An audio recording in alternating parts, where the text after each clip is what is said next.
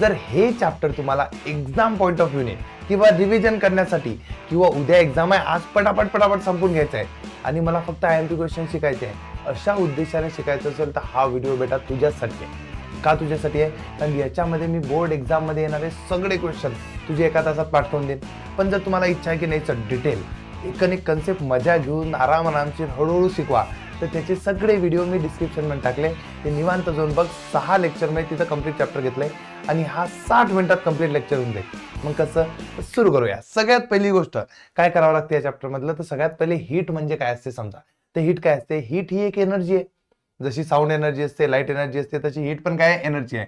आणि ही जर एनर्जी आहे तर ही एका ठिकाणाहून दुसऱ्या ठिकाणी जाईल. मग दुसऱ्या ठिकाणी कशी जाईल? तर जी बॉडी गरम असेल म्हणजे जी बॉडी कुठं असेल काय असेल हॉट असेल त्या बॉडीकडनं हीट नेहमी कुठे जाईल कोल्ड बॉडीकडे जाईल. जसं समजा याचं एक्झाम्पल घ्या. हे गरम आहे मग ही झाली तुमची हॉट बॉडी. हा तुमचा हात आहे हा झाला तुमची कोल्ड बॉडी. तर जेव्हा हॉट बॉडीला कोल्ड बॉडी टच करेल तेव्हा हीट हॉट बॉडी मधून कोणामध्ये जाईल कोल्ड बॉडी मध्ये जाईल आणि यालाच आपण म्हणतो हीट ट्रान्सफर. मग हीटची डेफिनेशन विचारत नाही पण विचारली कुठे एका मार्गाला तर सांगायची heat is a form of energy which transfer from hot body to cold body. आता पुढे महत्वाची गोष्ट. आता हीट जर एनर्जी आहे तर याचं युनिट काय असेल? तर अख्ख्या जमान्याभरात हीटचं युनिट काय होतं? एनर्जीचं युनिट तुम्ही आज लोक काय शिकले तर तेच युनिट याचं असेल. मग पटकन लिहून टाकायचं युनिट ऑफ हीट काय असेल तर तेच जूल जूल जूल. मग याचा युनिट काय असते? जूल असते. दुसरं एक CGS युनिट पण असते. तर CGS युनिट कोणता आहे तर कॅलोरी. माझ्या मागे म्हणा एका मार्गाचे बेस्ट क्वेश्चन आहे जे मी शोधून काढले. मग बाळा सांग याचा युनिट कोणता असते कमेंटमध्ये तर जूल. मी कमेंटमध्ये काय सांगायला सांगतोय कमेंटमध्ये जेव्हा तू टाईप करतोय याचा unit of heat is joule तेव्हा काय होतं तेव्हा एक महत्वाची गोष्ट होती ते म्हणजे तुझा हाताखालून जाते.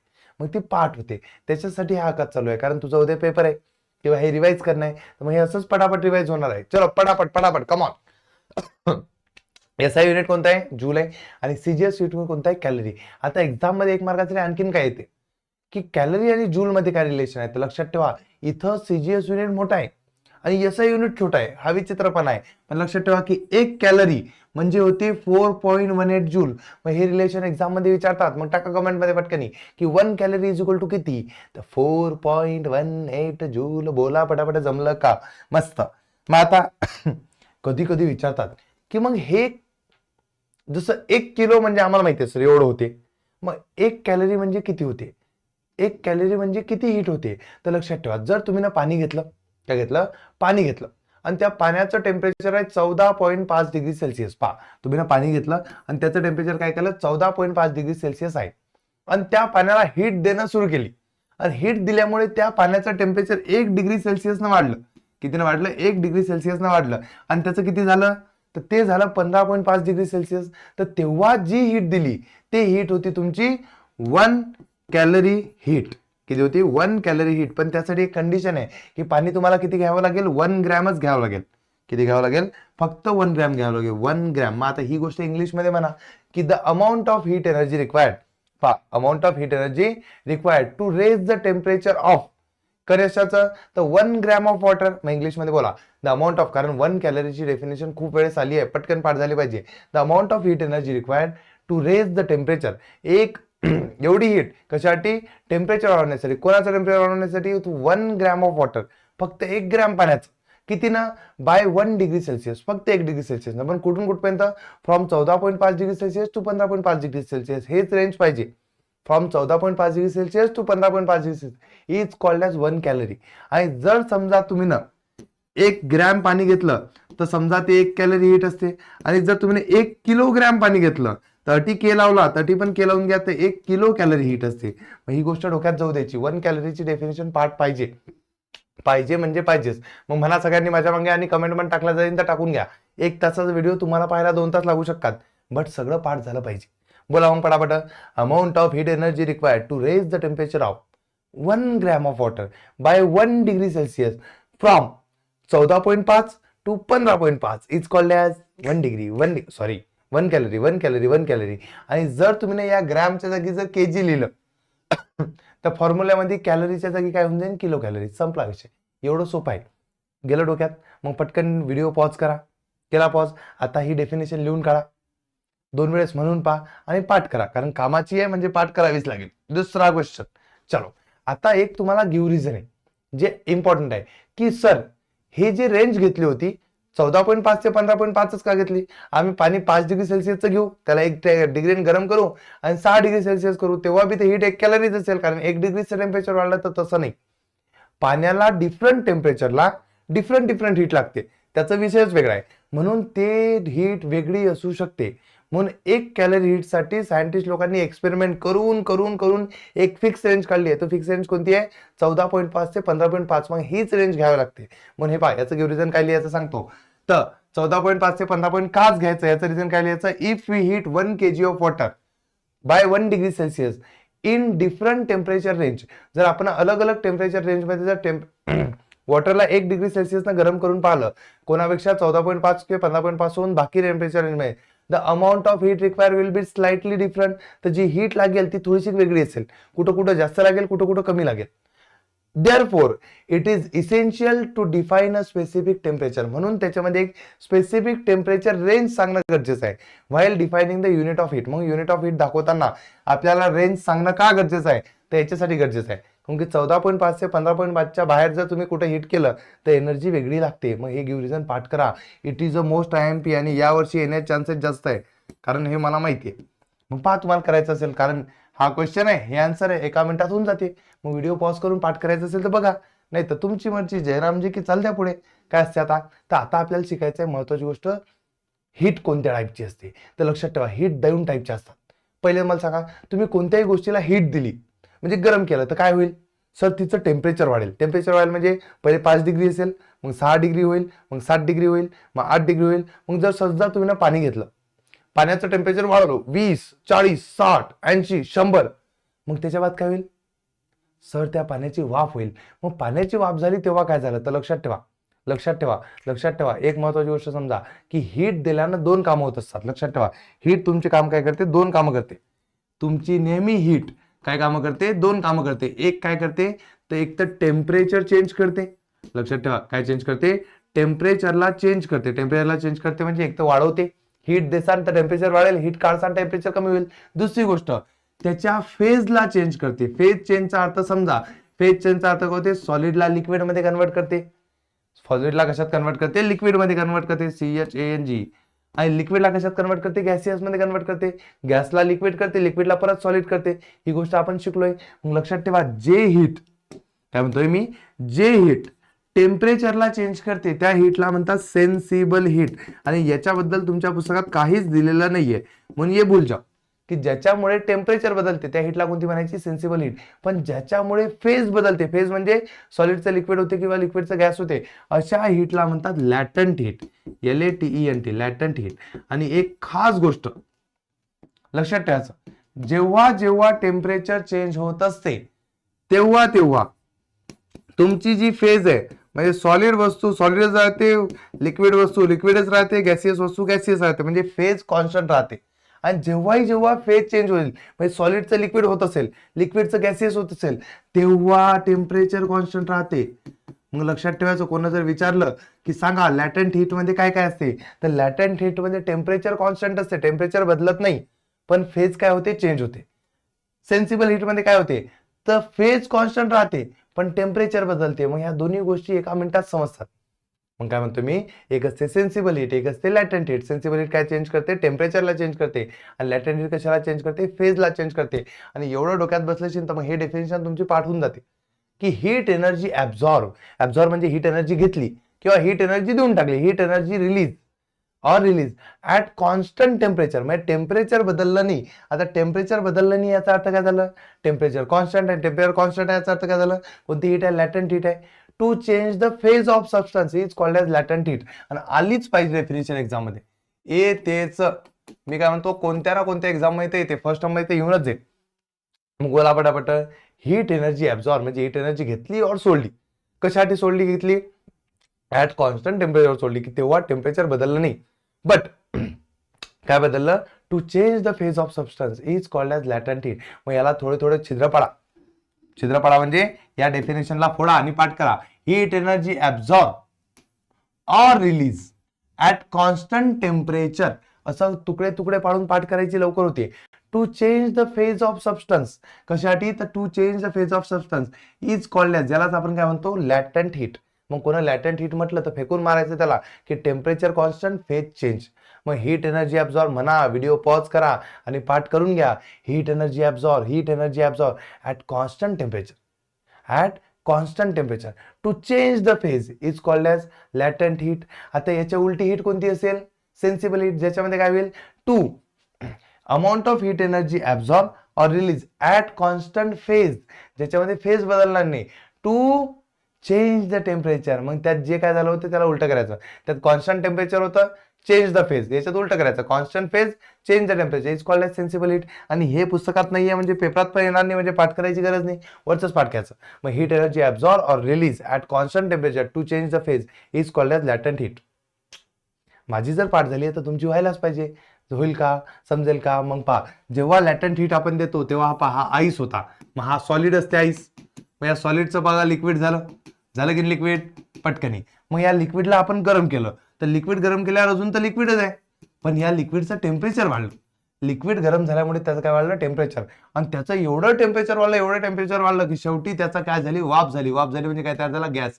मग मला सांगा, सॉलिडचं लिक्विड होताना जी फेज होती, जी हीट होती ती कोणती हीट असेल? मग पहा, फेज चेंज झाला का? हो सर, फेज चेंज झाला. मग ही होती लॅटंट हीट. सर, लिक्विड पासून लिक्विडच आहे, फेज चेंज झाला का? नाही. मग ही होती तुमची सेन्सिबल हीट. सर, लिक्विडचं गॅस झाला, आता काय असेल?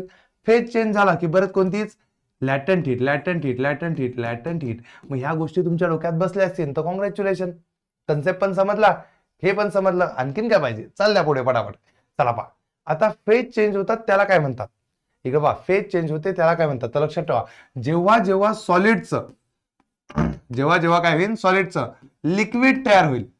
काय तयार होईल? लिक्विड तयार होईल. त्या गोष्टीला म्हणतात फ्युजन. त्याला काय म्हणतात? फ्युजन. तर जेव्हा सॉलिड वस्तू म्हणजे एखादी वस्तू सॉलिड असेल, जसं आईस आहे, त्याचं लिक्विड तयार होते, त्या प्रोसेसला फ्युजन म्हणतात. त्या प्रोसेसला काय म्हणतात? फ्युजन म्हणतात. पटकन म्हणावं, त्या प्रोसेसला काय म्हणतात? फ्युजन म्हणतात. मग सॉलिडचं लिक्विड होणे, this process is called as fusion. आणि लिक्विडचं जेव्हा गॅस तयार होतो तेव्हा त्याला काय म्हणतात? त्याला म्हणतात व्हेपोरायझेशन. काय म्हणतात त्याला? व्हेपोरायझेशन. मग लक्षात ठेवा, हा होता तुमचा आईस, हा होता तुमचा वॉटर, आणि हे आहे तुमची वॉटरची व्हेपर, VAPOUR. मग ही गोष्ट डोक्यात फसून ठेवा की सॉलिडचं लिक्विड फ्युजन. म्हणा माझ्या वांगे कमेंटमेंट टाकून द्या. Solid to liquid fusion, liquid to gaseous vaporisation, solid to liquid fusion, liquid to gaseous vaporisation. आणि हेच महत्वाचं आहे, कारण याच्यापासूनच ही डेफिनेशन बनेल. कोणती? लॅटंट हीट ऑफ फ्युजनची. मग सांगा बरं, लॅटंट हीट ऑफ फ्युजनची डेफिनेशन काय बनेल? की फ्युजन मध्ये काय होते? तर फ्युजन मध्ये सर सॉलिड असतो, त्या सॉलिडचं कन्वर्जन कशात होते? सर लिक्विड मध्ये होते.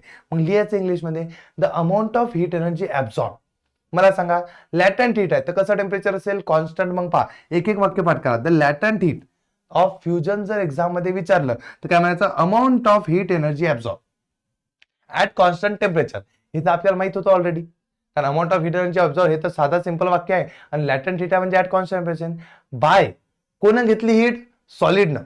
कशासाठी घेतली? To convert into liquid.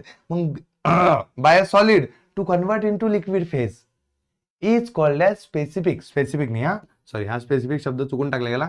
Is called as latent heat of fusion. यालाच काय म्हणतात? Latent heat of fusion. मग सॉलिड हीट घेतो, कशावर घेतो? तर कॉन्स्टंट टेम्परेचर घेतो आणि त्याच्यापासून लिक्विड बनते. Is called as latent heat of fusion. जमेल का? पटकन वाक्य सांगा. The amount of heat energy absorb at constant temperature by the solid to convert into liquid is called as latent heat of fusion.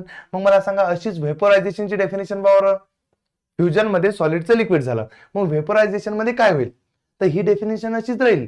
The amount of heat energy absorb at constant temperature by vaporisation मध्ये काय होते? लिक्विडचं gas होते. मग by liquid to convert into the gas is called as latent heat of fusion. मग ही definition तुमच्या समोर आहे, पाहून घ्या, सोपी गेली. मग लॅटंट हीट ऑफ व्हेपोरायझेशन विचारली, मी काय म्हणतो, तुम्ही एक डेफिनेशन पाठ करा आणि कन्सेप्ट करा, बाकी सगळ्या होऊन जातात. मग तुम्हाला फक्त एवढं माहित पाहिजे की व्हेपोरायझेशन मध्ये काय होत असते? तर व्हेपोरायझेशन मध्ये सर लिक्विड असते, या लिक्विडची काय तयार होते? गॅस तयार होते. म्हणून लिहायचं की the amount of heat energy absorb at constant temperature by liquid to convert into gas is called as specific शब्द का घेतलाय मी काही समजत नाही. Is called as latent heat of fusion. समजलं? आता कधी कधी तुम्हाला ते आणखीन एक शब्द वाढवतील आणि ते म्हणतील specific latent heat of fusion सांगा. आता तुम्ही सांगा सर लॅटेंट हीट ऑफ फ्युजन मध्ये specific latent heat of fusion मध्ये काय फरक आहे? तर स्पेसिफिकचा अर्थ होतो जेव्हा तुम्ही ही वस्तू 1 ग्रॅम किंवा 1 किलो घेता तेव्हा त्याला म्हणतात specific.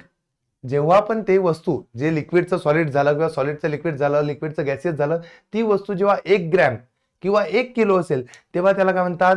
Unit mass of volume, आणि त्यालाच म्हणतात स्पेसिफिक. मग लक्षात ठेवा, स्पेसिफिक शब्द आला की एक वाक्य आणखीन वाढवायचं. The amount of heat energy absorb at constant temperature, एक वाक्य शिल्लक कोणतं? बाय युनिट मास ऑफ, कोणतं फक्त वाक्य वाढवायचं? स्पेसिफिक शब्द आला की हे वाक्य शिल्लकचं येईल. हे वाक्य कोणतं आहे? Unit mass of. मग स्पेसिफिक शब्दाचा अर्थ होते की जेव्हा एखाद्या गोष्टी एक युनिट मास घेतात, युनिट मास म्हणजे 1 ग्रॅम किंवा 1 किलो घेतात, तेव्हा त्याला म्हणतात स्पेसिफिक. मग राहील का लक्षात? मग स्पेसिफिक शब्द आला तर आधीच्या डेफिनेशन मध्ये फक्त एक वाक्य वाढवायचं कोणतं? By unit mass of substance किंवा by unit mass of solid. बाकी सगळं सेम आहे, पाहून घ्या.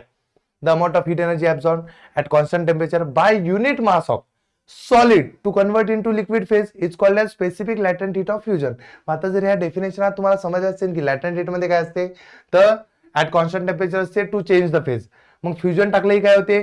सॉलिडचं लिक्विड. व्हेपरायझेशन टाकलंही काय होते? लिक्विडचं गॅस. स्पेसिफिक शब्द आलाही काय होते? हा एक एक्स्ट्रा ऍड होते बाय युनिट मास. मग संपलं, एवढंच आहे. मग हे 6-7 डेफिनेशन आहे, त्याच्या 5-6 डेफिनेशन पण एक केली की बाकीच्या होतात. मग ह्या बनवून पहा, 5च्या 5 डेफिनेशन पटापट लिहून पहा, आणि ह्या जर लिहून पाहिल्या असतील तर कमेंट मध्ये टाकण्याची कृपा करू नका, काही नाही, कारण मोठ्या मोठ्या डेफिनेशन फक्त पाठ करा, व्हिडिओ पॉज करून पाठ करा. आता आपल्याला दुसरी महत्वाची गोष्ट पाहिजे म्हणजे हा मोस्ट इम्पॉर्टंट ग्राफ. तर जेव्हा तुम्ही बर्फाला काय करसान, तुम्ही बर्फाला गरम करसान, आईसला गरम करसान, तर त्याचं कन्व्हर्जन कसं कसं होते, सॉलिडचं लिक्विड कसं होते, लिक्विडचं गॅसेस कसं होते, तेव्हा कोणती सेन्सिबल हीट, कोणती लॅटेंट हीट, त्या सगळ्यात देणारा हा ग्राफ आहे. पहा या ग्राफमध्ये काय झालं तर पाहून घे. या ग्राफमध्ये दाखवलंय तुम्हाला, या स्लाइडवर दाखवलंय टेम्परेचर. पहा या ग्राफवर इथं टेम्परेचर आहे आणि इकडं टाइम आहे. हे बघा इथं टाइम दिला ऑलरेडी. आता काय केलं आपण, पहिले बर्फाला गरम केलं. मग बर्फाला गरम केलं, तो समजा होता -5 डिग्री सेल्सिअस वर, तो गरम झाला, गरम गरम गरम होऊन झाला तो 0 डिग्री सेल्सिअस, पण तो अजून आईसच आहे. खाली कोण आहे? तो आईस. आता त्या आईसचं टेम्परेचर 0च्या वर वाढतच नाही, कारण 0च्या वर टेम्परेचर वाढलं की आईसचं कन्व्हर्जन कशात होते? वॉटरमध्ये होते. 0 डिग्री सेल्सिअस वर आईसचं कन्व्हर्जन वॉटरमध्ये होते. मग असं होईल का की 0 डिग्री सेल्सिअस झाल्याबरोबर बुप सगळं आईसचं वॉटर झालं? नाही होणार, त्यासाठी वेळ लागेल. मग हा जो वेळ लागेल तोपर्यंत हीट दिल्या जाईल. मग ही जी हीट दिल्या जाईल, आडव्या लाईन जी हीट असते तिला म्हणतात लॅटंट हीट. मग लक्षात ठेवा, याच्यात जी जी आडवी लाईन असेल त्याच्यामध्ये लॅटंट हीट असते.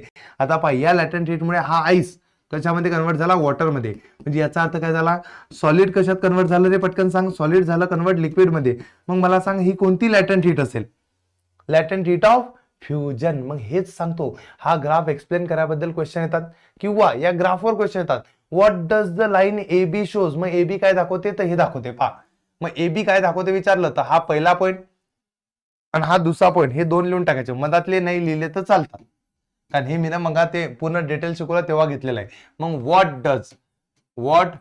Does the line A B shows असं जर कोण म्हटलं तर हे लिहायचं. In the given graph line A B represent, काय रिप्रेझेंट करते? कन्व्हर्जन ऑफ, काय कन्व्हर्जन ऑफ? आईस. आईसला कन्वर्ट केलं, कारण ए वर आईस होता, बी वर काय झालं ते water. Conversion of ice into water at constant temperature. पहा टेम्परेचर वाढलं का?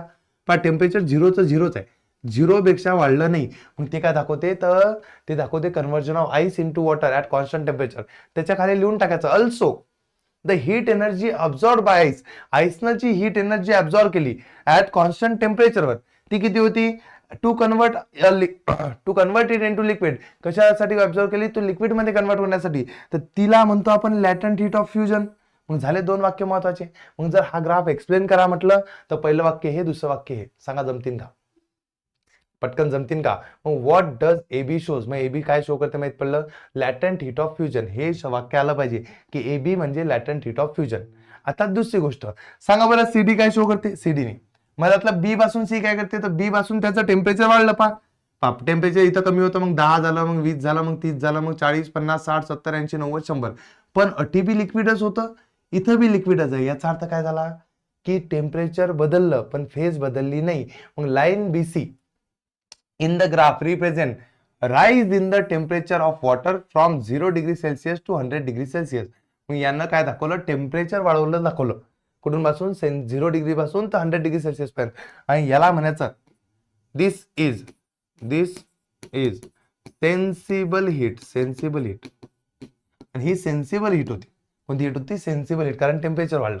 समजेल? मग हा झाला तुमचा तिसरा पॉईंट. मग हा लिहून काढायचा तिसरा पॉईंट. मस्त जमला. आता चौथा पॉईंट काय लिहिचा सांगा पटकन. मग आता विचारलं कोणाला माहित पडते. आता चौथा point, what does the CD represent? हा क्वेश्चन येईल. हा क्वेश्चन येऊ शकतो तुम्हाला. What does DOES CD represent? आता CD काय रिप्रेझेंट करते तर मला पहा. त्याचं टेम्परेचर वाढलं काय C पासून D पर्यंत नाही. C वर तेवढंच होतं, D वर बी तेवढंच आहे. याचा अर्थ काय झाला की अटी तो लिक्विड होता, पण इकडे जाता जाता तो गॅस बनला. मग मला सांगा लिक्विड पासून गॅस बनणे याला काय म्हणतो आपण? याला म्हणतो आपण लॅटंट हीट ऑफ व्हेपोरायझेशन. मग हेच लिहायचं आहे तुम्हाला. तुम्हाला काय करणं आहे तर याच्यातलं हे लिहायचं चौथं वाक्य, हे लिहायचं पाचवं वाक्य. हे मधातलं नाही लिहिलं चालते. काय मग पाहून घ्या. Line CD represent conversion of water into gas. तर CD म्हणजे काय? वॉटरचं कन्व्हर्जन कशात झालं? गॅसमध्ये झालं. ऍट कॉन्स्टंट टेम्परेचर, तेव्हा टेम्परेचर बदललं नाही. आणि महत्वाची गोष्ट, the heat energy absorb at constant temperature during transformation of liquid into gas. जेव्हा लिक्विडचा गॅस झाला तेव्हा त्या हीटला कोणतं हीट म्हणतात? तर लॅटंट हीट ऑफ व्हेपोरायझेशन म्हणतात. मग ही गोष्ट डोक्यात राहील का सांगा, की CD काय रिप्रेझेंट करते? तर लॅटंट हीट ऑफ व्हेपोरायझेशन. याच्यामध्ये एक आणखीन क्वेश्चन येऊ शकतो. तुम्हाला दोनच सांगितले की AB काय म्हणतो, CD काय म्हणतो. तो तिसरा क्वेश्चन आहे, what does the graph represent? Graph काय दाखवतो? तर ग्राफ काय दाखवतो? इकडे पहा, what does the graph represent. जर असा क्वेश्चन आला तर त्याचा आन्सर लिहायचं व्हॉट डज. कारण या चॅप्टर मध्ये नेहमी असेच क्वेश्चन येतात. ग्राफवर विचारतील, डायग्रामवर विचारतील, कधीच मोठा क्वेश्चन येत नाही. What does graph represent? GRAPH REPRESENT. What does grass represent? Grass काय सॉरी हा काय दाखवते? तर हा दाखवते conversion of ice to water and water to steam किंवा water to vapor, VAPOUR, when heat is given to ice. पण जेव्हा आपण काय करतो, हे काय दाखवते? Conversion of ice to water and water to vapour when heat is given to ice. आईसला हीट दिल्यावर काय होते ते कोण दाखवते? हा ग्राफ दाखवते. एवढं समजेल का? समजेल. मस्त. मग ही 3 क्वेश्चन जमतील, एक्सप्लेन करता येईल. मग एक्सप्लेन करण्यात जर आलं तर पहिला पॉईंट हा लिहायचा. जर ग्राफ एक्सप्लेन करा म्हटलं तर पहिला पॉईंट हा लिहायचा, दुसरा पॉईंट हा लिहायचा, तिसरा पॉईंट हा लिहायचा. लिहून घ्या सध्याच पॉईंट लागलं तर. सोपे पॉईंट आहे. चौथा पॉईंट हा लिहायचा, पाचवा पॉईंट, 6वा पॉईंट. 6 पॉईंट लिहिले की कोणी तुमचे मार्क्स कापू शकत नाही. संपले. लॅटेंट हीटवरचे क्वेश्चन संपले. मग डेफिनेशन, हीटचं युनिट आणि हे ग्राफ एवढंच करायचं. आता एक मस्त फिनॉमिनॉन प्रॉपर्टी आहे, त्याला म्हणतात रिजेलेशन. काय म्हणतात त्याला? रिजेलेशन म्हणजे काय? तर हे एका मार्गासाठी येतं, जास्त नाही येत, एकाच मार्क्ससाठी येतं. फक्त डेफिनेशन विचारतात. मग आपण सगळ्यात पहिले समजू की कन्सेप्ट काय. तर रिजेलेशन म्हणजे काय होते? तर जेव्हा पण तुम्ही बर्फावरती किंवा कोणत्याही सॉलिडवरती प्रेशर अप्लाय करता, तुम्ही आईस वरती जेव्हा प्रेशर अप्लाय करता, जेव्हा तुम्ही आईस वरती काय अप्लाय करता? प्रेशर अप्लाय करता, तर तो आईस जो सॉलिड आईस आहे त्याचं लिक्विड बनून जाते.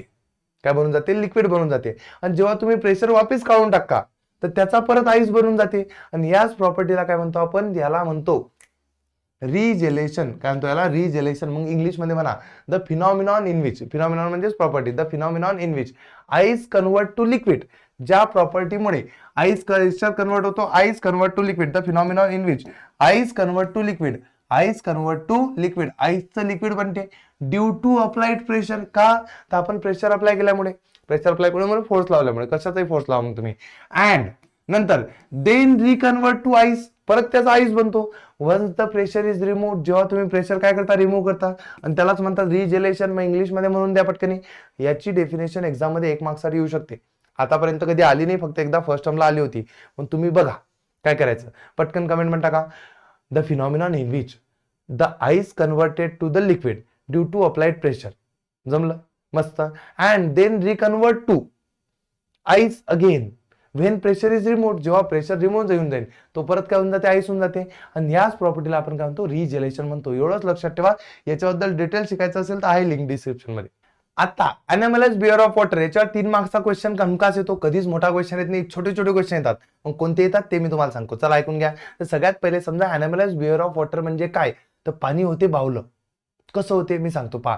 तुम्ही कोणतंही लिक्विड घ्या, जवळपास सगळ्या लिक्विडमध्ये LIQUID, जेव्हा तुम्ही कोणत्याही लिक्विडला हीट करता, काय करता, हीट करता म्हणजे गरम करता. कोणत्याही लिक्विडला काय करता, गरम करता. तर काय होते, त्याचं टेम्परेचर वाढते. पहिल्यांदा काय होते, टेम्परेचर वाढते. बरोबर आहे की सांगा सगळ्यांचं, टेम्परेचर वाढते. जसं टेम्परेचर वाढलं तर ती वस्तू एक्सपांड होते. एक्सपांड होतेचा अर्थ काय होते सांगा पटकनी, EXPAND. एक्सपांडचा अर्थ ती वस्तू फुगते. मग ती जर फुगली तर तिचा आकार वाढला म्हणजे याचा अर्थ काय झाला, व्हॉल्यूम वाढला. व्हॉल्यूम काय झाला, वाढला. आणि त्याचा व्हॉल्यूम जर वाढला त्याचा अर्थ काय होते, तर त्याची डेन्सिटी कमी झाली. DENSITY, डेन्सिटी काय झाली, कमी झाली. आता एवढ्या मोठ्या गोष्टीचा आपल्याला काही घेणं नाही, याच्याबद्दल डिटेल गोष्ट मी लेक्चर मध्ये खालच्या टाकलेली आहे, ते पाहून घ्यायचं. आता आपल्याला फक्त एवढंच पाहायचंय, हे बाकीचा राहू द्या, डेन्सिटीचा नंतर पाहू. तर लक्षात ठेवा, कोणतीही गोष्टीला हीट दिल्यानंतर कोणत्याही गोष्टीला हीट दिल्यानंतर त्या गोष्टीचं टेम्परेचर वाढते आणि त्यामुळे ती वस्तू काय होत असते, एक्सपांड. आणि कोणत्याही लिक्विडची हीट जर तुम्ही ना काढून घेतली, हीट काय केली तुम्ही ना, काढून घेतली त्या वस्तूमधून, तर तिचं टेम्परेचर कमी होते. टेम्परेचर काय होते, कमी होते. आणि त्याच्यामुळे ती वस्तू कॉन्ट्रॅक्ट होते. कॉन्ट्रॅक्टचा अर्थ समजते ना, कॉन्ट्रॅक्ट म्हणजे चिमटे म्हणजे बारीक होते. मग ही गोष्ट आपल्याला माहिती आहे सगळ्या लिक्विड बद्दल. बट प्रॉब्लेम असा आहे, पाणी असं करत नाही. तुम्ही म्हणसान का करत नाही, तर नॉर्मली पाणी असंच करते. पाणी सगळ्या टाइमला असंच करते. थंड केलं की कॉन्ट्रॅक्ट होते, गरम केलं की एक्सपांड होते. बट या 0 ते 4 डिग्री सेल्सिअस मध्ये, कुठपर्यंत, जेव्हा तुम्ही 0 डिग्री सेल्सिअस पासून टू 4 डिग्री सेल्सिअस मध्ये जेव्हा तुम्ही पाणी गरम करता, गरम करता, तर तुम्ही याला हीट केलं. तर मला सांगा, हीट केल्यामुळे हे काय व्हायला पाहिजे, एक्सपांड व्हायला पाहिजे. पण हे एक्सपांड होत नाही. मग हे काय होते, when water at 0 degree Celsius is heated, it contract म्हणजे ते बारीक होते टिल 4 डिग्री सेल्सिअस. कुठ डिग्री सेल्सिअस पर्यंत, 4. इन्स्टेड ऑफ एक्सपांडिंग, मग त्यांना एक्सपांड व्हायला पाहिजे, पण ते काय होते, 4 डिग्री सेल्सिअस पर्यंत काय होऊन जाते, कॉन्ट्रॅक्ट होते.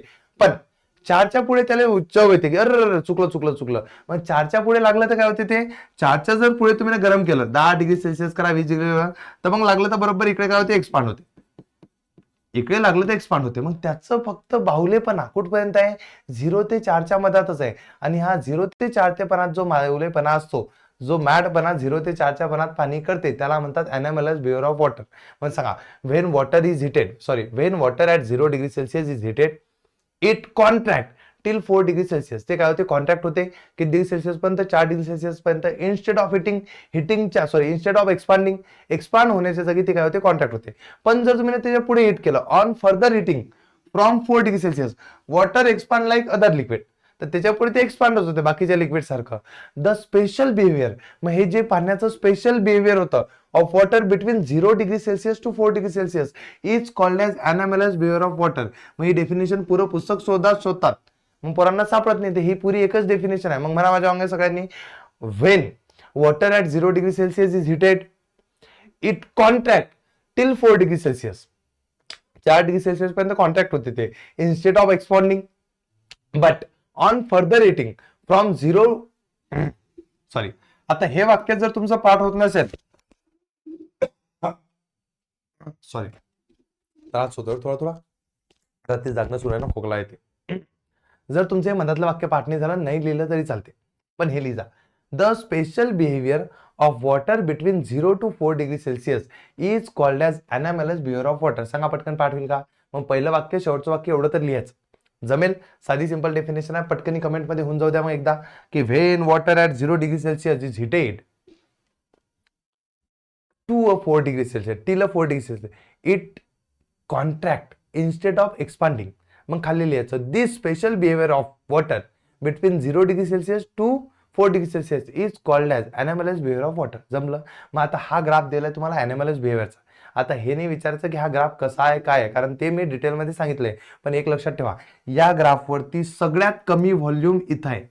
पहा, हा व्हॉल्यूम आहे आणि हे टेम्परेचर आहे. तर लक्षात ठेवा, हे व्हॉल्यूम पहा सगळ्यात इथं जास्त आहे, कमी कमी कमी कमी कमी सगळ्यात कमी, इकडे परत वाढला तर सगळ्यात कमी व्हॉल्यूम हा किती डिग्री सेल्सिअसवर आहे? 4 डिग्री सेल्सिअसवर. आणि जिथं व्हॉल्यूम कमी असते तिथं डेन्सिटी सगळ्यात जास्त असते. म्हणून तुम्हाला 3 क्वेश्चन पाठ ठेवा. पहिला question, what does graph show? SHO हा ग्राफ काय शो करतो? तर सगळ्यात पहिला क्वेश्चन लिहायचा, ग्राफ काय शो करतो? तर याचं कारण लिहायचं एनामेलस. काय टाकायचं सांगून देतो, काय लिहायचं? एनामेलस, ANA एनामेलसचं स्पेलिंग मला पाहा लागेल. काय असते रे बा? ANOMALOUS ANOMALOUS anomalous behaviour BEHAVIOUR. Spelling सोडून बाकी सगळं मला येते. Anomalous behaviour of water. मग ग्राफ काय शो करते? तर हा ग्राफ शो करते एनामेलस बिहेवियर ऑफ वॉटर. मग लक्षात ठेवा, हा ग्राफ जर पेपरात आला तर what does the graph show? तर it shows anomalous behaviour of water. दुसरी गोष्ट विचारतात एक्झाम मध्ये की what is the range of anomalous behaviour of water. काय क्वेश्चन विचारतात सांगा पटकनी. की सेकंड क्वेश्चन जो विचारला जातो तो क्वेश्चन काय सांगा पटकनी? Range of. सेकंड क्वेश्चन कोणता आहे? Range of. लिहून घ्या लागलं ते क्वेश्चन कुठेतरी. Range of anomalous behaviour of water. मग मी सध्याचा असं लिहितो, what is the range of anomalous behaviour of water. पाणी बावलं कुठून कुठपर्यंत होते? तर 0 degree Celsius to 4 degree Celsius. इतकं सोपं सोपं. तिसरी गोष्ट कोणती विचारतात माहितीये का? At which temperature density of water is maximum. मला सांगा डेन्सिटी सगळ्यात जास्त कुठं असते? तर जिथं व्हॉल्यूम सगळ्यात कमी असते तिथं डेन्सिटी सगळ्यात जास्त असते. मग 4 वर व्हॉल्यूम सगळ्यात कमी आहे, त्याचा अर्थ काय झाला? 4 वर डेन्सिटी कशी आहे? सगळ्यात जास्त. मग ऍट 4 डिग्री सेल्सिअस. लक्षात राहिलं सांगा. मग 3च क्वेश्चन आहे. ग्राफ काय शो करते? Anomalous behaviour of water. दुसरा रेंज किती आहे? 0 to 4 डिग्री सेल्सिअस. आणि तिसरा क्वेश्चन काय आहे? 4 डिग्री सेल्सिअस. आता जर हा क्वेश्चन थोडासा त्यांनी चेंज केला तर ते विचारू शकतात what is mean by anomalous behaviour of water. मग ही डेफिनेशन चिपकून द्यायची त्यांना. जमेल का? याच्या बाद तर बाकीचं काही विचारू शकत नाही, कारण याच्यावर क्वेश्चन बनत नाही. मग याच्या बाद एक आणखीन क्वेश्चन बनवू शकतो थोडासा. काय? तर हा क्वेश्चन की which apparatus is use to study the anomalous behaviour of water. Anomalous behaviour of water शिकण्यासाठी, स्टडी करण्यासाठी आपण कोणते ॲपरेटस यूज करतो? तर त्या ॲपरेटसचं नाव आहे होपेज ॲपरेटस. होप्स म्हणायचा, होप्स ॲपरेटस. पटकन सांगा, एका मिनिटात म्हणा. हो सर, म्हणा पटकन की which apparatus is use to measure किंवा to study the anomalous behaviour of water. तर कोणता ॲपरेटस यूज करतो? Hope's apparatus. आणि ह्याची डायग्राम एक्झाम मध्ये येते. मग पटकन व्हिडिओ पॉज करा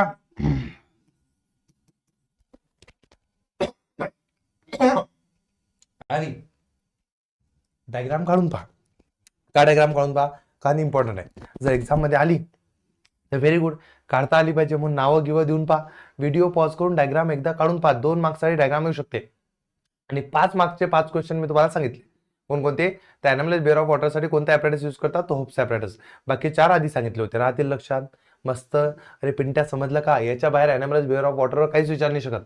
पण बाकीचं जे पानभर दिलंय ते वाचत बसू नको. याला एक्सप्लेन करायला विचारत नाही, मग ते बी वाचू नको. समजलं? राहील लक्षात? Very good. बाकी काहीच नाही करायचं. समजेल? मस्त राहील.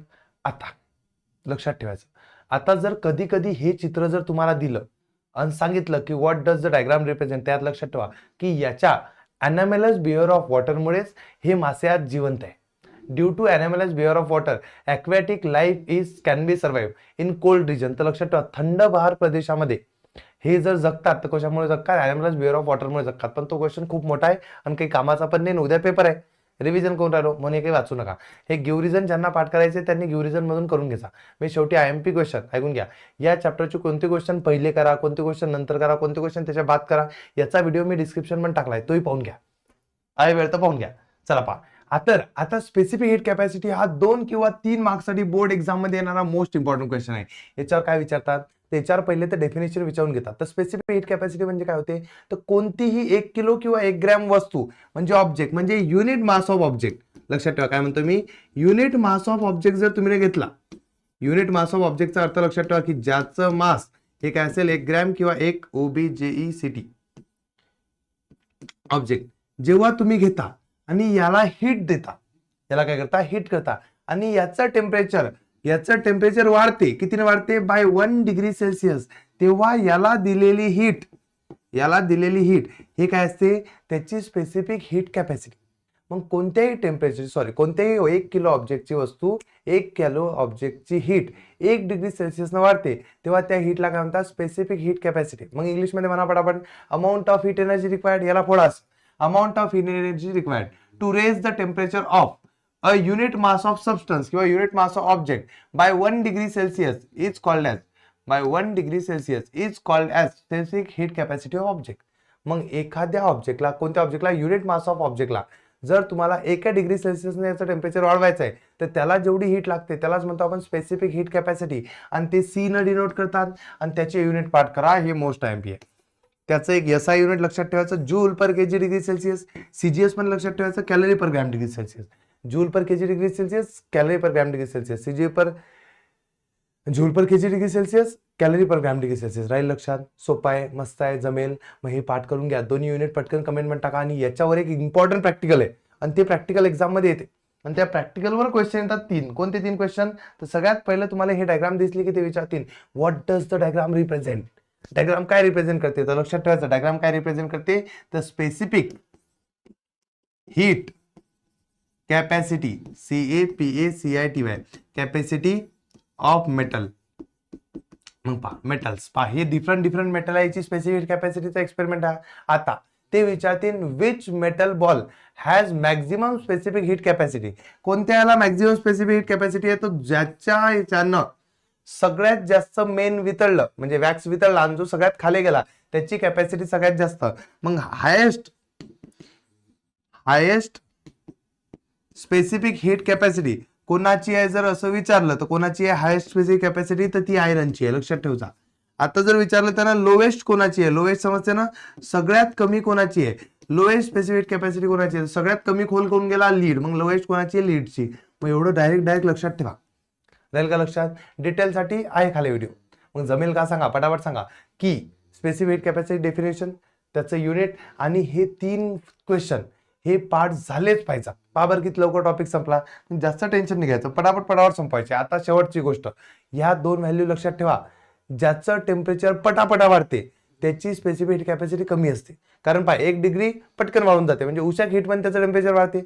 ज्याचं टेम्परेचर हळूहळू वाढते त्याची स्पेसिफिक हीट कॅपॅसिटी कशी असते? जास्त. पण लक्षात ठेवा, ह्या 2 व्हॅल्यू पाठ करून ने जा. वॉटरची स्पेसिफिक हीट कॅपॅसिटी आहे 1 calorie per gram degree Celsius. वॉटरची किती आहे? 1. आणि तेच आयरन, लोखंडाचं टेम्परेचर पटापट वाढते, पाण्याचं टेम्परेचर पटापट वाढत नाही, म्हणून आयरनची स्पेसिफिक हीट कॅपॅसिटी आहे 0.11. मग जर एक्झाम मध्ये विचारलं तर वॉटरची 1 आहे आणि आयरनची 0.11 आहे. ह्या 2 व्हॅल्यू पाठ करून ठेवा, काही संख्या येऊ शकतात. चल, याच्या बाद मस्त टॉपिक आहे आपला, तो म्हणजे कोणी किती हीट दिली आणि कोणी किती हीट घेतली. जर समजा एखादा ऑब्जेक्ट आहे आणि त्या ऑब्जेक्टचा मास m आहे आणि त्या ऑब्जेक्टची स्पेसिफिक हीट कॅपॅसिटी, तुम्ही पाहिलं प्रत्येकाची कॅपॅसिटी अलग अलग असते. त्या ऑब्जेक्टची स्पेसिफिक हीट कॅपॅसिटी C आहे, आणि तुम्ही ना त्या ऑब्जेक्टला समजा हीट दिली आणि त्याचं टेम्परेचर वाढलं. हीट दिली तुम्ही ऑब्जेक्टला हीट दिली आणि त्याचं टेम्परेचर वाढलं, म्हणजे टेम्परेचर काय झालं? त्याचं चेंज झालं. मग तो जो टेम्परेचर चेंज होता त्याला काय म्हणतो आपण? Delta T. तर डेल्टा टी काढण्यासाठी लक्षात ठेवा, मोठं टेम्परेचर मायनस काय करावं लागते? छोटं टेम्परेचर. मग हा फॉर्म्युला लक्षात ठेवा, हा सगळ्यात ठिकाणी चालतो. मग चेंज इन टेम्परेचरचा अर्थ होते मोठं टेम्परेचर मायनस छोटं टेम्परेचर. मग सांगा, ऑब्जेक्टचं मास m, कॅपॅसिटी C आणि टेम्परेचर किती चेंज झाला? Delta T. असं जर झालं तर आपण कॅल्क्युलेट करायचं की त्या ऑब्जेक्टनं किती हीट घेतली. हे जर कॅल्क्युलेट करायचं असेल तर amount of heat energy absorb, तर हीटचा एक फॉर्म्युला लक्षात ठेवायचा. हीटचा एकच फॉर्म्युला आहे, तो म्हणजे m into C into delta T. Mass into capacity into change in temperature. मग कोण किती हीट घेतली याचाही तोच फॉर्म्युला आहे, आणि कोण किती हीट दिली, लॉस्ट म्हणजे काय केली? दिली, याचा बी तोच फॉर्म्युला आहे. हीटला Q म्हणतात.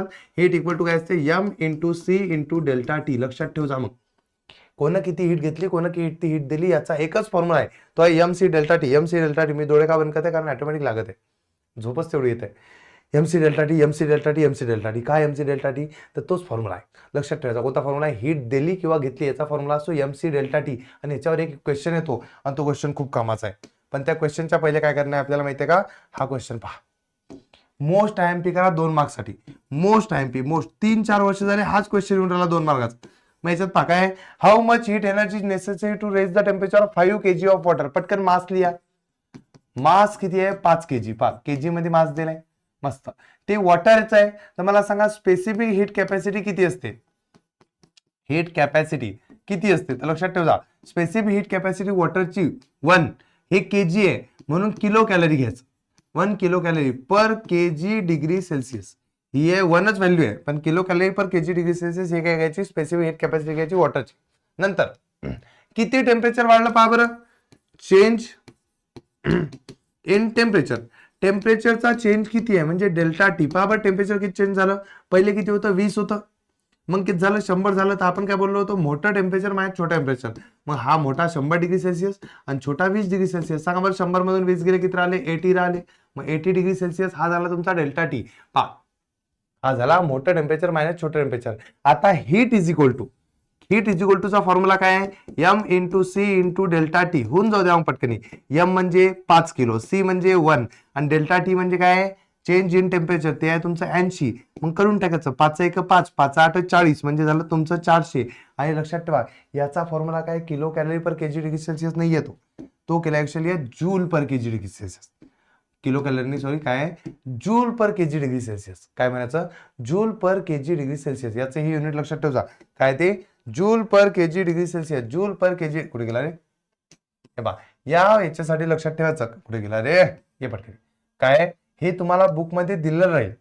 पहा इथं जर तुम्हाला किलो कॅलरी दिलेलं राहील, करायला किलो कॅलरी जर दिलेलं राहिलं, जसं पहा आधी होतं तसं किलो कॅलरी जर दिलेलं राहिलं KCAL किलो कॅलरी असलं तर इथं लिहायचं KCAL किलो कॅलरी, इथं जर जूल असलं तर इथं लिहायचं जूल, इथं लिहायला असलं कॅलरी इथं लिहायचं कॅलरी, लक्षात ठेवा. मग इथं काय kilo calorie per KG degree Celsius आहे म्हणून याचं उत्तर येईल kilo calorie per KG degree Celsius.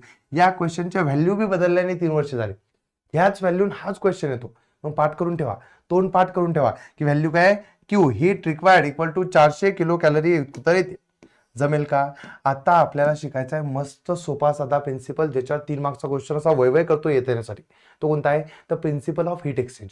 सोपा साधी गोष्ट आहे. पहा असा डब्बा देतात, या डब्बा म्हणजे हाय हीट रेजिस्टंट बॉक्स, म्हणजे या बॉक्सच्या बाहेर हीट जात नाही.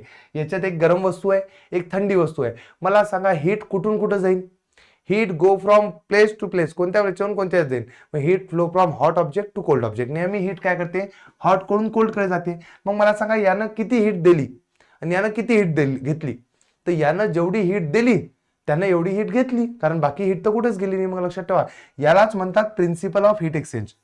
काय म्हणतात प्रिन्सिपल ऑफ हीट एक्सचेंज. मग लक्षात ठेवा heat energy lost by hot object, कारण हीट एनर्जी यानं दिली म्हणजे त्याची लॉस्ट झाली. मग heat energy lost by hot object is equal to the, हे काय असते इक्वल टू असते, कोणाच्या इक्वल असते heat energy gain by cold object. मग जेवढी कोल्ड ऑब्जेक्टनं काय केली गेन केली. मग हे सिंपल साधं आहे, हीट एनर्जी लॉस्ट, लॉस्ट म्हणजे गमावली by hot object is called as sorry is equal to, ते इक्वल असते कोणाचे heat energy gain by cold object, जेवढी कोल्ड ऑब्जेक्टने घेतली. आणि यालाच काय म्हणतो आपण प्रिन्सिपल ऑफ हीट एक्सचेंज. याच्या खाली लिहून टाकायचं heat energy lost by hot object is equal to heat energy gain by cold object. कसं वाटलं, मस्त वाटलं. मग हे सिंपल साधं एक्झाम मध्ये येईल, लिहिता येईल का की प्रिन्सिपल ऑफ हीट एक्सचेंज म्हणजे काय. आता या प्रिन्सिपल ऑफ हीट एक्सचेंजवर दरवर्षी काय येते माहिती का पॅराग्राफ येते, पुऱ्या पॅराग्राफवर एवढे 4 क्वेश्चन विचारतात. मग चुपचाप लिहून टाकायचं. काय लिहायचं सगळ्यात पहिले की heat is transfer from where to where, heat कुठून कुठं जाते तर हीट नेहमी हॉट ऑब्जेक्ट कडून टू कोल्ड ऑब्जेक्ट कडे जाते. मग हा पहिला क्वेश्चनचा आन्सर झालं कोल्ड ऑब्जेक्ट OBJECT. मस्त जमलं. Which principle do we learn about that this process, याच्यापासून आपण कोणता प्रिन्सिपल शिकलो तर आपण याच्यापासून शिकलो principle PRINCIPLE principle of heat exchange. मग हा प्रिन्सिपल आपण शिकलो. मग हे तुम्हाला पहा हे एका एका वाक्याचे एका एका शब्दाचे उत्तर लिहायला लागतात. EXCHANG पूर्ण लिहा. मग एका एका शब्दाचे एका एका छोट्या छोट्या वाक्याचे एक एक मार्क्स भेटते. पहा how will you state the principle briefly, हा प्रिन्सिपल ब्रीफली म्हणजे एक्सप्लेन करा. काय करसान तेच heat lost by hot object is equal to heat gain by cold object, this is called as principle of heat exchange. जमलं. Which property of the substance is measured using this principle, या प्रिन्सिपलचा use करून तुम्ही कोणती property मोजू शकता, तर याचा यूज करून आपण काय मोजू शकतो माहितीये का तर स्पेसिफिक हीट कॅपॅसिटी मोजू शकतो. लक्षात ठेवा काय मोजू शकतो याचा यूज करून स्पेसिफिक हीट कॅपॅसिटी. मग जर तुम्हाला एखाद्या ऑब्जेक्टची स्पेसिफिक हीट कॅपॅसिटी मोजायची असेल तर हा प्रिन्सिपल यूज करतात. काय मोजतात, हा प्रिन्सिपल यूज करतात. आणि याच्यात एक पाचवा क्वेश्चन आणखी ऍड करा. कोणता, की विच इन्स्ट्रुमेंट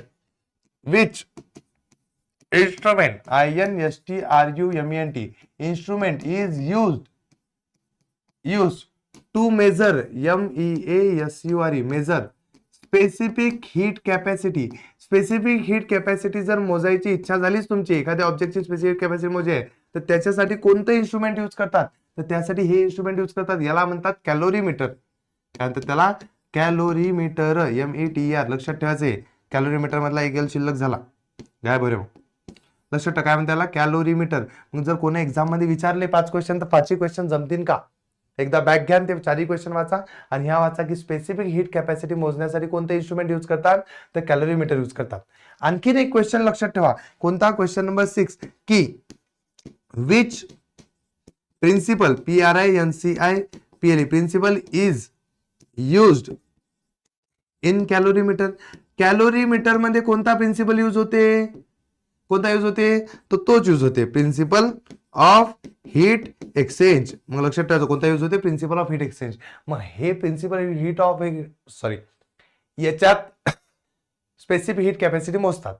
हे कोणत्या प्रिन्सिपलवर चालते, तर प्रिन्सिपल ऑफ हीट एक्सचेंज वर चालते. एवढं राहील लक्षात. समजेल का, जमेल का? मग हे 5-6 क्वेश्चन पाठ करून न्या. एकदम एका मार्गाचे आहे, पण दरवर्षी एक्झाम मध्ये येतात. जमतील, मस्त. आता शेवटचा टॉपिक आणि शेवटचा क्वेश्चन, ज्याचा बाद तुमचं सगळं काही संपलं. तो म्हणजे काय, तर तो म्हणजे शेवटचा, की तो म्हणजे ह्युमिडिटी. ह्युमिडिटी म्हणजे काय, तर आपली जी एअर आहे, या एअर मध्ये पाणी असतं. तुम्ही म्हणता कुठं असतं, तर पाण्याची वाफ असते बाळा, आणि त्या वाफेलाच आपण म्हणतो humidity. The presence of water vapour in the air makes its moist. त्याच्यामुळे ते एअर मॉइस्ट म्हणजे ओलसर होते, आणि मॉइश्चर इन द एअर किंवा atmosphere is called as humidity. त्यालाच काय म्हणतात, ह्युमिडिटी. आणि जेव्हा तुम्ही ही ह्युमिडिटी मोजता, त्या ह्युमिडिटीला म्हणतात मग ऍब्सोल्यूट ह्युमिडिटी. मग एअर मधलं पाणी जेव्हा तुम्ही मोजता, त्याला काय म्हणतो आपण, ऍब्सोल्यूट ह्युमिडिटी. मग लक्षात ठेवा, याची डेफिनेशन विचारतात, की the mass of water vapour, mass म्हणजे वजन, mass of water vapour present in unit volume of air. व्हॉल्यूमचा अर्थ होते आकार. मग 1 मीटर क्यूब मध्ये किती पाणी बसीन एअर मध्ये, त्याला काय म्हणतो आपण, त्याची ऍब्सोल्यूट ह्युमिडिटी.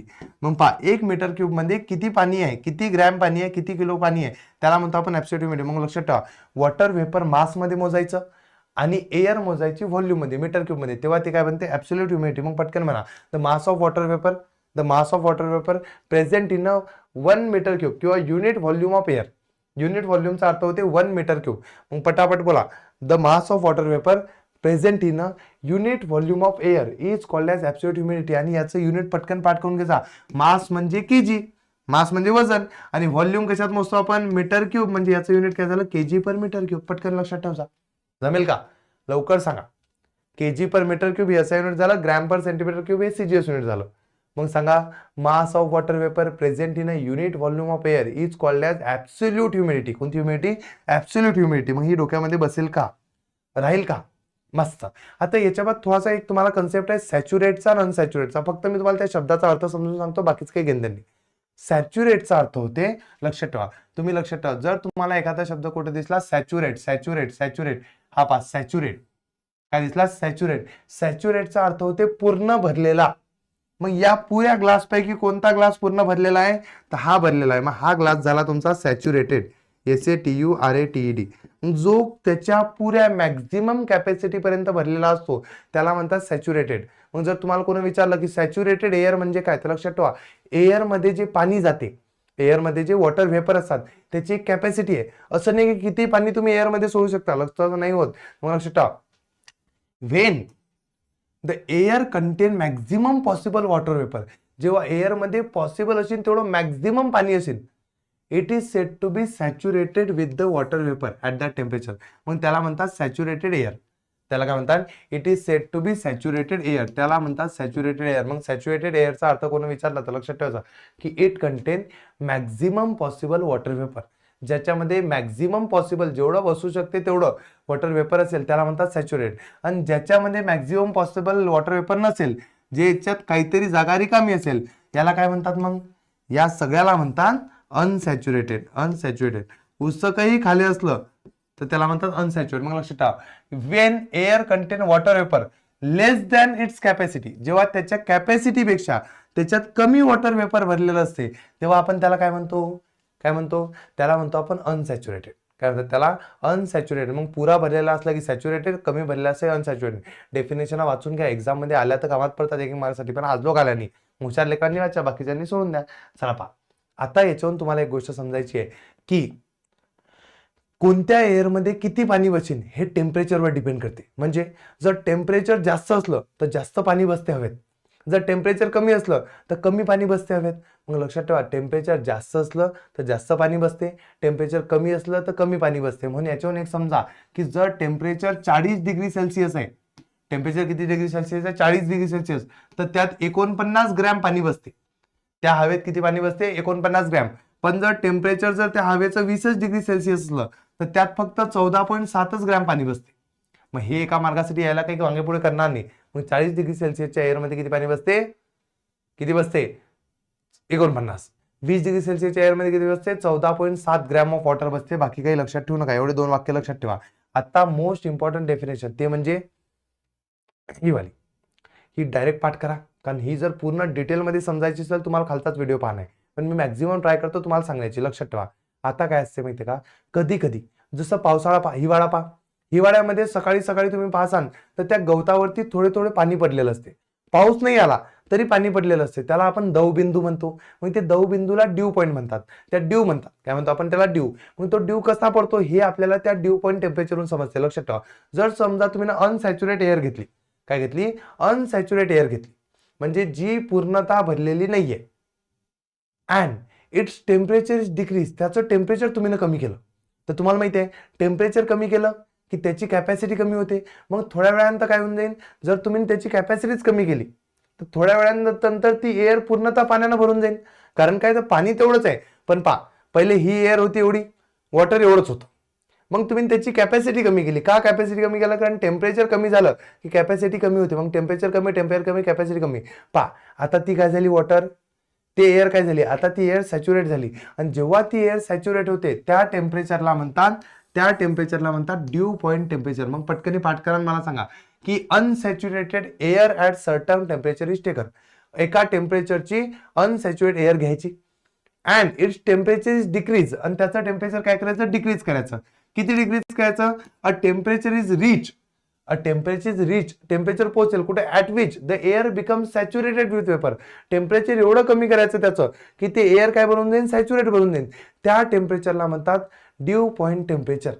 मग असं टेम्परेचर, ज्या टेम्परेचरला एअर सॅच्युरेट असते त्याला म्हणायचं ड्यू पॉईंट टेम्परेचर. मग ही डेफिनेशन पाठ करा, एक मार्काला एकटी येते, एक मार्क्ससाठी इम्पॉर्टंट आहे. मग ड्यू पॉईंट टेम्परेचर डेफिनेशन आज लोक तर नाही आली, पण आली तर काय सांगता येते? मग unsaturate air is taken and its temperature is decreased, a temperature is reached at which air becomes saturated. असं टेम्परेचर डिक्रीज करा की ते एअर काय बनली पाहिजे? सॅच्युरेट बनली पाहिजे. आणि ज्या ठिकाणी ते एअर सॅच्युरेट बनली, a temperature is called as, this temperature is called as dew point temperature. आणि त्याच्या खाली टेम्परेचर ड्रॉप झालं की हवेतलं जे व्हेपर होतं त्याचं पाणी बनते, मग व्हेपरचं बनते पाणी आणि ते पडते जमिनीवर, मग तुम्ही म्हणता दव पडला, ड्यू पडला. मग हा ड्यू असतो तो. राहील लक्षात? समजेल का? ही डोक्यात गोष्ट फसून घ्या की हे काळात पडेल. आता आपल्याला शिकायची आहे लास्ट गोष्ट. लास्ट म्हणजे ते म्हणजे रिलेटिव्ह ह्युमिडिटी. कोणती गोष्ट शिकायची आहे शेवटची? Relative humidity. मग रिलेटिव्ह ह्युमिडिटीची तुम्हाला डेफिनेशन विचारतील. काय विचारतील? डेफिनेशन विचारतील, तर ती तुम्हाला डेफिनेशन पाठ करून घ्यायची. पण ती एक्झाम मध्ये आज लोक कधी आली नाही जास्त की व्हॉट इज रिलेटिव्ह ह्युमिडिटी. जर आली तरी लिहा, पण रिलेटिव्ह ह्युमिडिटीवर एक महत्वाची गोष्ट काय विचारतात माहितीये का? ते म्हणजे रिलेटिव्ह ह्युमिडिटी किती असली की तुम्हाला कसं फील होते हे विचारतात. लक्षात ठेवा. मग रिलेटिव्ह ह्युमिडिटी बद्दल डेफिनेशन तुम्ही पाठ करून घ्या. डेफिनेशन कशाची? रिलेटिव्ह ह्युमिडिटीची. ऍब्सोल्यूट नाही, रिलेटिव्ह ह्युमिडिटीची डेफिनेशन तुम्ही करून घ्या. पण जर रिलेटिव्ह ह्युमिडिटी विचारली तुम्हाला कशा? ड्यू पॉईंट टेम्परेचरवर, की ड्यू पॉईंट टेम्परेचरवर रिलेटिव्ह ह्युमिडिटी किती असते? तर ती असते 100%. लक्षात ठेवायचं, रिलेटिव्ह ह्युमिडिटी ड्यू पॉईंट टेम्परेचरवर 100% असते. जर समजा मोस्ट आयएमपी करायला, मोस्ट आयएमपी, जर रिलेटिव्ह ह्युमिडिटीची व्हॅल्यू ही 60 पेक्षा जास्त असेल, मोर दॅन 60%, जर रिलेटिव्ह ह्युमिडिटीची व्हॅल्यू म्हणजे तुमचा RH म्हणजे relative humidity is more than 60%, तर त्या ठिकाणच्या एअरला म्हणतात ह्युमिड एअर. कोणती एअर म्हणतात? Humid air. मग हे विचारतात एक्झाम मध्ये 2 मार्क्ससाठी की जर RH रिलेटिव्ह ह्युमिडिटी जर 60 पेक्षा जास्त असेल त्याला कोणते एअर म्हणतात, ह्युमिड एअर म्हणतात. आणि जर समजा RH रिलेटिव्ह ह्युमिडिटी ही लेस दॅन 60% असेल, 60% पेक्षा जर कमी असेल तर त्या एअरला ड्राय एअर म्हणतात. कोणते एअर म्हणतात? Dry air. मग ह्या दोन गोष्टी एक्झाम मध्ये मोस्ट IMP साठी आहे. डेफिनेशन एवढी कामात नाही पडली तरी हे कामात पडेल. डेफिनेशन तर पाठ करूनच घ्या सगळ्यांनी, पण हे कामात पडेल. काय 60 पेक्षा जास्त असलं की ह्युमिड एअर, 60 पेक्षा कमी असलं की ड्राय एअर. आणि ड्यू पॉइंटवर किती असते रिलेटिव्ह ह्युमिडिटी? तर ते असते 100%. संपलं. आता उरले IMP क्वेश्चन जे तुम्हाला पाठ करायचे आहे. त्याचं लेक्चर मी खाली डिस्क्रिप्शन मध्ये टाकलेलं आहे. IMP क्वेश्चनचं लेक्चर खाली आहे, ते पाहून घ्या. IMP क्वेश्चन मध्ये त्यात फक्त एवढं सांगितलंय कोणते क्वेश्चन पहिले पाठ करा, कोणते क्वेश्चन नंतर पाठ करा. जर तुम्ही मी सांगितलं त्या डेफिनेशन आणि क्वेश्चन पाठ करत घेतले असतील तर कॉंग्रॅच्युलेशन, याच्या बाहेरचं येत नसते. बस माझा टाइम संपला. Because it's already 2:49. मला हा व्हिडिओ अपलोड करायचा आहे कारण सकाळी 5 वाजता तुम्ही हा व्हिडिओ पाहसाल. चलो bye, good night, thank you so much. Share करा कारण महत्वाचं आहे. Bye bye bye bye bye.